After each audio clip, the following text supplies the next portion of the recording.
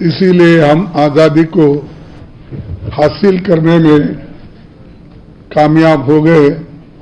तो ऐसा एक महत्वपूर्ण स्टेट है, ऐसे स्टेट में हम को जरा ये 24 वर्ष से धक्का लगा है कांग्रेस को, और यहाँ पर आज नवीन पटनायक जी 24 वर्षों के लंबे कार्यकाल उनकी बहुत बड़े अरसे से काम कर रहे हैं, लेकिन इतने दिन काम करने के बाद और उन्होंने जिनके साथ काम किया वो भी कम से कम 10 साल से मोदी जी उनके साथ ही है। उन्होंने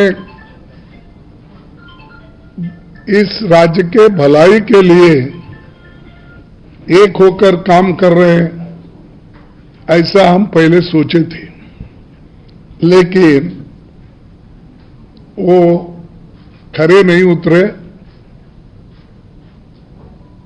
वो अब उनका एक दूसरे का जो ओपनली झगड़ा चल रहा है उससे मालूम होता है कि हमारे उड़ीसा स्टेट का कितना नुकसान हुआ, क्योंकि बगैर बात करे तुम लोग अंदर से ही एक होकर अपने तख्त की हिफाजत करने के लिए,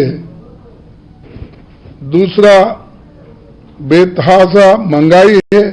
आपको तो मालूम है देश में महंगाई का एक बहुत बड़ा मुद्दा हमने उठाया है, और यहां पर भी और भी महंगाई ज्यादा है।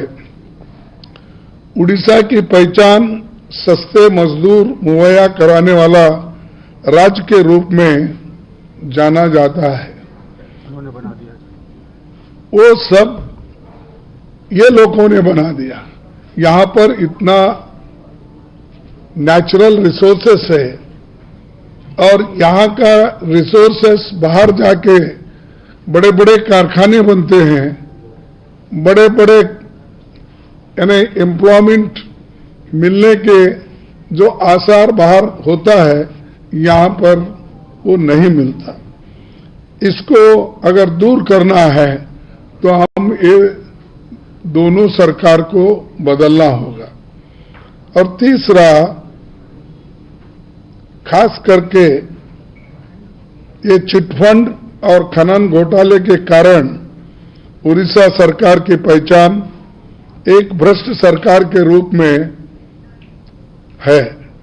तो इसीलिए हम जो बीजेडी को पहले वक्त जो हमने एक यहाँ के लोगों ने जो चांस दिया, शायद अब इस बार लोग देने वाले नहीं हैं, और इसके लिए बीजेपी और बीजेडी दोनों बराबरी के रिस्पॉन्सिबिलिटी उनकी है।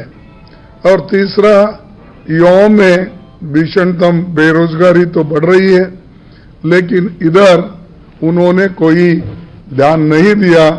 और हम अभी हमारे साथ जो नेता आए थे उनसे पूछताछ करने के बाद यहाँ कम से कम 41% ILO रिपोर्ट के मुताबिक अनएम्प्लॉयमेंट है। तो आप सबसे ज्यादा उड़ीसा में है, तो फिर आप डेवलपमेंट क्या करें?